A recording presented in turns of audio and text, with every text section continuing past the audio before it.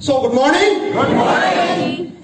Myself Rahul Sharma, Rajasthan के भरतपुर जिले से मैं बिलोंग करता हूं और पिछले 12 साल से दिल्ली के LNGP हॉस्पिटल में as a nursing officer government job में हूं। ये बड़ा फैमिलियर रिसोर्ट है, मतलब याद भी नहीं है शायद कितने LDP और RTP इस हॉल के अंदर कर चुके हैं हम लोग। थोड़ा सा परिचय हो जाए क्योंकि अभी तक बहुत सारे लोग डिजिटली जानते हैं। तो कितने लोग हैं जो डिजिटली जानते हैं त्रिशूल कमांडो ट्रेनिंग और ये सब? बहुत बढ़िया, एक बार आप सबके लिए जोरदार तालियां। और एक बार उस चीज के लिए भी बहुत जोरदार मैं तालियां चाहूंगा कि जैसे ही लोगों को पता चला कि हम रेडिएट कंसेप्ट को स्टार्ट किया है, तो सर बिना प्लान देखे हुए 500 ज्वाइनिंग सिर्फ इस बात पे कि ये क्या कर रहे हैं वही करेंगे, और वो हो चुकी है। अभी मैक्सिमम लीडर्स को प्लान ही नहीं पता कि ये क्या कर रहे हैं। तो ये आप सब लोगों का प्यार है। थोड़ा सा मैं अपने बारे में जरूर बताना चाहूंगा। नेटवर्क मार्केटिंग बिजनेस की शुरुआत 2016 की शुरुआत में हुई। जबरदस्ती जैसे सब शुरू करते, मैं भी जबरदस्ती ये शुरू किया। और वो जो बैठे कॉर्नर में बिल्कुल शरीफ बन के, वो देख लो एक बार, वो जो बिल्कुल शरीफ जैसे लग रहे हैं वो इतने शरीफ है नहीं। वो जबरदस्ती आए, दिल्ली मेरे घर पे आए, रात को रुके जैसा अक्सर होता है। तो एक संडे का प्रोग्राम था दिल्ली के अंदर, जिस कंपनी का वो प्रमोशन करने के लिए वहां पर आए थे। तो उस प्रोग्राम में उनको जाना था, रात को रुके। और फिर नेटवर्कर क्या है, हर आदमी को प्रोस्पेक्ट की निगाह से देखता है ना, कि काश ये आ जाए तो मजा आ जाए। सरकारी नौकरी में है, बढ़िया लोग जानने वाले होंगे, ज्वाइनिंग का कोई बड़ा इशू नहीं, अमाउंट फटाक से दे देगा। तो ऐसे प्रोस्पेक्टर को हर कोई लेना चाहता है। फिर मैं इसका चाचा हूं तो मना कर नहीं सकता। अच्छा मैं कह दूंगा तो वैसे ही सरकारी नौकरी में इतना पैसा कमाता है, तेरी तो घरवाली भी कमाती है ना मैडम। तो आए और रात को इन्होंने अपना दिखाना शुरू कर दिया। अच्छा हम बिल्कुल नवाब टाइप के आदमी, तकिया यूं लगा के आराम से ऐसे देख रहे थे प्लान, क्योंकि करना तो था ही नहीं भाई। एक तो भरतपुर का आदमी कैसे टेढ़ा होता है ना, आप जानते हैं। फिर सरकारी नौकरी, वो भी दिल्ली जैसे शहर में, उसके बाद बीवी भी नौकरी वाली। तो कॉलर बहुत ही ज्यादा ऊंची थी, तो फिर ऐसे ही लेट के देखेंगे प्लान। तो ऐसे लेट के प्लान देखा, पूरा प्लान समझा दिया। मैंने कहा मुद्दे की बात क्या है, 9,000 रुपए थे। तो ज्वाइनिंग अमाउंट था कितना, 9,000 रुपया। तो मैंने कहा 9,000 रुपए देने ही पड़ेंगे, कुछ ज्यादा बहस करने का फायदा नहीं है। 9,000 दिए और ये प्रोडक्ट कुछ थे वो दे गए। मुझे लगा कि पीछा छूट गया, लेकिन पीछा छूटा नहीं, क्योंकि उस कंपनी की हर संडे को दिल्ली में मीटिंग होती थी। अगले संडे फिर आए। अच्छा इनको पता चल गया तो शनिवार को आ गए। फिर आदमी जब एक को जोड़ लेता है तो उसकी भूख बढ़ जाती है ना। अब इसको जोड़ दिया था इसके साथ, तो इनकी भूख थोड़ी सी बढ़ी। और वो मुझे दिखा तो उन्होंने बोला भाई तेरे हॉस्पिटल में और कोई नहीं है कि तू इतने साल नौकरी करते करते हो गए? तो इनकी बगल में जो बैठे हुए हैं, जस्ट बगल में, वो बड़े टेढ़े आदमी थे, ऐसे आते नहीं। तो मैंने पेट दर्द का बहाना करके इनको बुला लिया घर पे। संडे का दिन था, मैं राखी से घर आ जाऊं क्या, मैंने सब पेट में दर्द हो रहा है, फटाफट से आओ, हॉस्पिटल चलना पड़ेगा। ऐसे करके बुलाया और जैसे ही आए तो मैंने पेश कर दिया इनको चाचा जी के साथ। तो ये भी समझ तो गए कि मामला गंभीर है। फिर 1-1.5 घंटे जो प्रकरण चलता है वो प्लान का वो चला। फिर ये बाहर आए तो मुझे पूछ रहे थे करना क्या है। मैंने कहा अपनी तो कट गई रसीद, तुम भी कटा लो। तो 9,000 से इनकी भी रसीद कटवा दी। और फिर हमें लगा कि अब शायद पीछा छूट गया, लेकिन अगला संडे फिर आया। फिर उन्होंने बोला अपोलो हॉस्पिटल जसोला के सामने, ये बड़े परिचित है जसोला अपोलो से हमारे महेंद्र जी, है ना, परिचित है ना सर? हाँ। तो बोला वहां पे बहुत गजब का प्रोग्राम है, वहां चलना है। तो फिर भाई और किसी को तो लेके आओ, हम जाके क्या करें, हम तो रसीद कटा चुके हैं। तो इनके एक मित्र थे, उनको इन्होंने फोन किया, वो मंडी हाउस मेट्रो स्टेशन के आसपास, अरे बड़ी गजब की चीज है, तू फटाफट से जसोला। उसको जसोला बुलाया, उसको समझाया, उसकी ज्यादा समझ में आ गई, उसने 4-5 और नोट दिए तुरंत। ऐसे करके नेटवर्किंग की शुरुआत हुई कैरियर की। फिर पता चला, मैंने पूछा अप्लायंस कौन है, मतलब ये बड़े बड़े बातें करते तो अप्लायंस। फिर ये जो बीच में तीसरे नंबर पे बैठे हुए हैं जो सेट कर रहे हैं इसको, हाँ ये जो मुस्कुरा रहे हैं, उनकी मुस्कान में मत जाना, ये भी मैं बताऊंगा अकेले में सबको, अभी नहीं बताऊंगा। तो मैंने कहा ये अपलाइन कौन है, ये तुर्रम खा कौन है जो बड़ी बड़ी लंबी लंबी बातें करते हैं स्टेज पे आके, करोड़पति फाड़ दो, चीड़ दो, काट दो ऐसे। तो पता चला एक कोई चंद्रशेखर जी हैं भरतपुर वाले, वो बड़े नेटवर्किंग के बादशाह हैं। तो फिर हमने फिर सवाल डालने शुरू किए। अच्छा, जो आदमी नेटवर्किंग के बारे में जानकारी नहीं होती, फालतू सवाल करता है, जिसको क्या बोला जाता है, कुतर्क। तो हमसे ऐसे ही पूछ रहे थे, मन के साहब ये हो गया तो भाग गई, तो फलाना हो गया, तो ये हो गया, तो वो हो गया। तो ये सुनते जा रहे थे, इनको पता है कि अभी क्या है, नया नया है तो उछलेगा। तो ये ऐसे उछल, तो ऐसे 6 महीने तक हम उछलते रहे और ये हमें शांत करते रहे। इनको पता है कि जवाब देके कोई फायदा है नहीं, क्योंकि समझेगा ही नहीं। नया नया आदमी होता है ना, समझता नहीं है वो, ऐसे एक जवाब दे दो फिर दूसरा पूछता है, ऐसे ही था ना सर। तो 2-4-6 महीने मतलब जिसको सही भाषा में कहते हैं हमने अपलाइन की बढ़िया तरीके से, आगे नहीं बोल सकता, अच्छे शब्द नहीं। तो वहां से नेटवर्किंग की शुरुआत हुई। अब मैं आपको बताने का जो मैं प्रयास कर रहा हूं, बिल्कुल रिलेट करते जाना, और बड़ी अभी बहुत शानदार शानदार चीजें आपको पता चलने वाली है।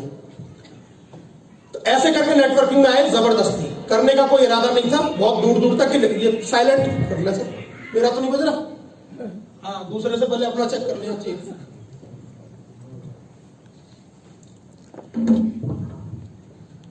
तो ऐसे करके नेटवर्किंग की शुरुआत हुई। और फिर एक इंसिडेंस हुआ दिल्ली कंट्री इन में एक एजुकेशन प्रोग्राम था 1-2 महीने के बाद में। और सर ने बोला 1000 रुपए का टिकट लगेगा, एजुकेशन में आना। मैंने कहा अभी कमाया धमाया कुछ नहीं, 9000 रुपए तुमने मेरे से ले लिए, 9,000 2-4 और दिलवा दिए, इनकम आई है 1000 रुपए और दो एजुकेशन के लिए। और मैंने कहा एजुकेशन में क्या सिखाना, पढ़े लिखे आदमी है, हमें कौन सिखाएगा। अच्छा, नेटवर्किंग कौन करता है, फालतू आदमी जिसको कोई काम नहीं हो नेटवर्किंग कर लेता है, वरना तो जिसको नौकरी मिल जाती है नौकरी करता है, जिसका खुद का बिजनेस होता है बिजनेस करता है। नेटवर्किंग कौन करता है, जिसमें कोई काम नहीं है। तो मैंने की जो कोई काम नहीं है वो आदमी हमें क्या सिखाएगा, 1000 रुपए और दे इस बात के। फिर भी इज्जत बुजुर्ग आदमी करनी पड़ती है। तो अब मैं उनके लिए बोल रहा हूं, हाँ। तब मैंने की छोड़ो यार, फिर मैं और राकेश जी एक टारगेट बना के गए कि 1000 रुपए का पूरा खाना है। पानी की बोतल की कॉस्ट लगा रहे थे कि ये 20 रुपए की बोतल है, तो मतलब 1000 रुपए वसूल होना चाहिए। पूरा टारगेट ये लेके गए थे, पूरा टारगेट पूरा करके आए। 100-200 रुपए ज्यादा का काम वहां से हम करके निकले, मतलब 1000 पूरा वसूल किया।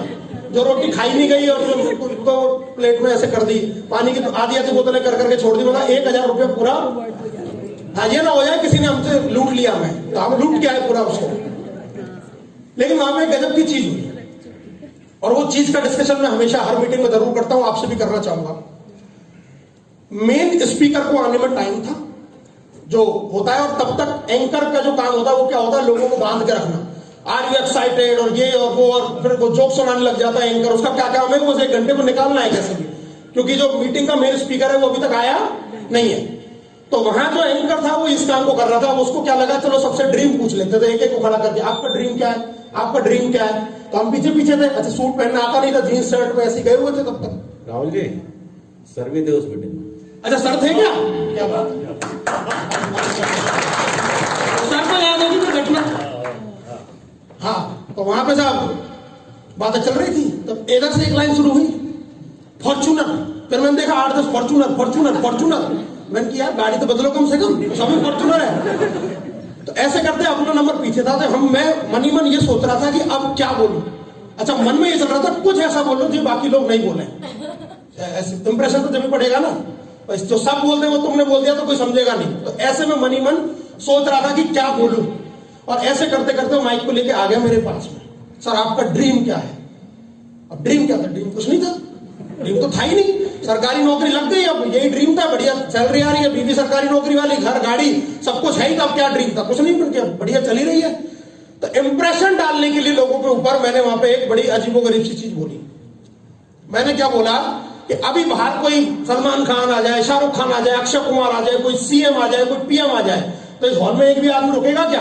ये सब जाएंगे उसके साथ सेल्फी खिंचाने के लिए, मीटिंग को तो बाद में ले लेंगे। तो ये कहां जाने वाले हैं, ये तो 2 दिन ही रहेंगे, फालतू आदमी है, उसका टाइम कीमती है। तो उसके साथ एक सेल्फी खिंचाने के लिए, ऑटोग्राफ खिंचाने के लिए सब भाग जाएंगे, और सबसे पहले मैं भागूंगा अगर इस होटल के बाहर खड़ा हूं। तो मैंने कहा अगर नेटवर्क मार्केटिंग में इतनी ही ताकत है, ये बिजनेस ऐसा ही है जिसको तुम बताते हो डायरेक्ट सेलिंग ये है, डायरेक्ट सेलिंग वो, तो मैं इस बिजनेस में ये आजमाना चाहता हूं कि जहां से मैं निकलूं लोग मेरे साथ में सेल्फी खिंचाएं। और मेरे साथ ऑटोग्राफ नहीं।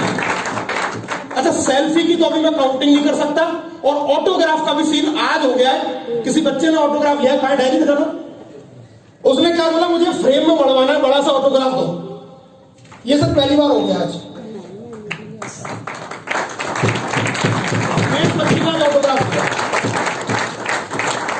सर सेकंड टाइम है। अच्छा, तुम ले चुके हो? नहीं, उत्तराखंड में लिया था। उत्तराखंड में भी दे चुका हूं ऑटोग्राफ। अच्छा, इतना बड़ा हो गया। ये बात बोल तो दी। अच्छा, इस बात को मैं ये भी नहीं सोच रहा था कि मैं क्या बोल रहा हूं, मतलब वहां पर मेरा पर्पस क्या था, उन पे इंप्रेशन झाड़ना। तो ऐसे करके मैंने बोल दिया कि मेरे साथ सेल्फी खिंचाए, ये करे वो करे। वो मीटिंग खत्म हुई, सब कुछ हुआ, हम अपने घर आ गए।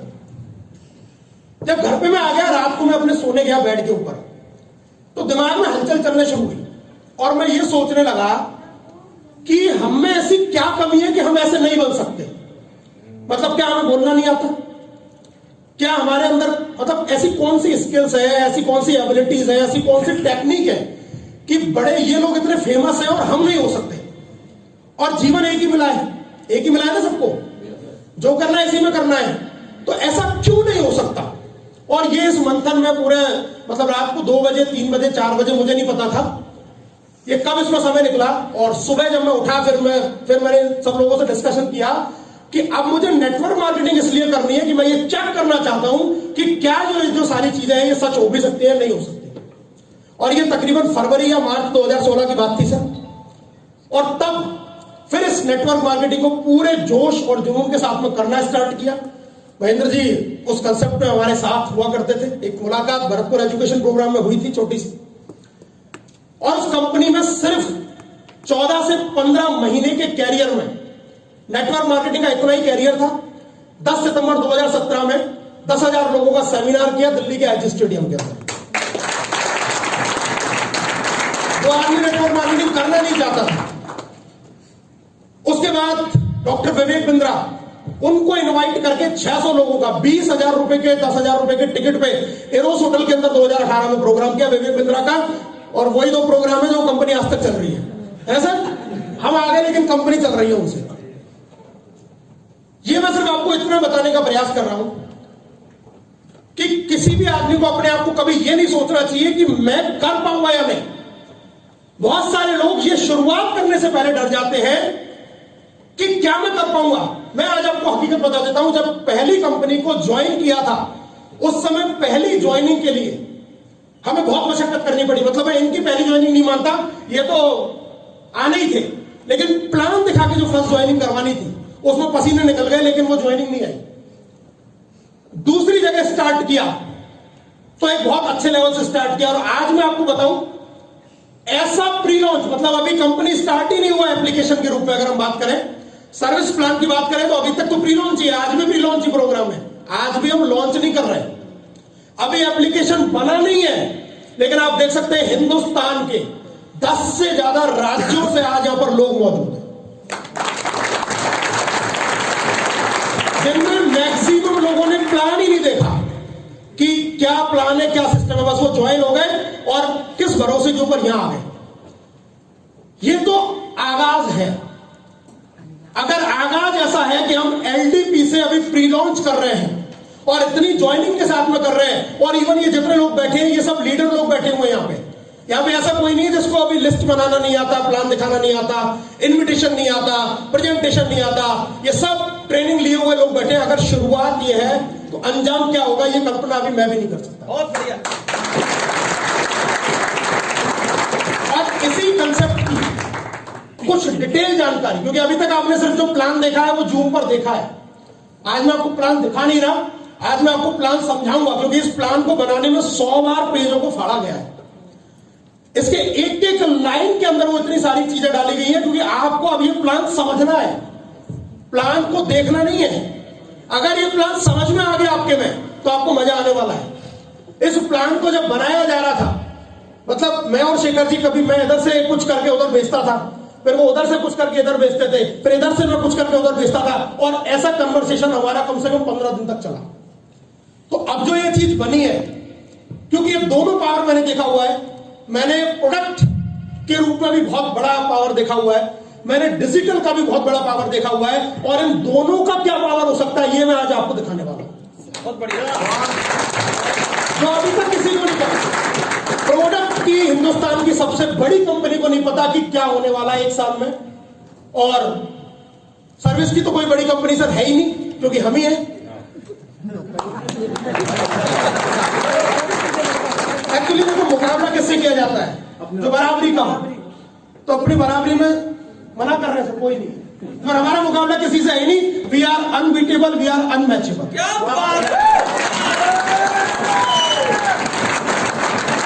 अच्छा, मैंने कल परसों एक लाइन सुनी थी, कोई ऐसे कह रहा था सर, कोई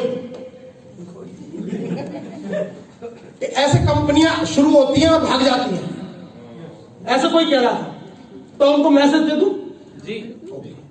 पूछना जरूरी है। सर सिखाते हैं अपना, इनसे पूछ के करो, कार्डिनल रूल है ना। पहला यही तो सिखाते हैं, never never never do anything new before checking your applying. तो मैंने पूछ लिया तो कह रहे हैं कर दो, तो भैया सुन लें वहां तक कि रेडिएट भागने के लिए नहीं, भाग के बदलने के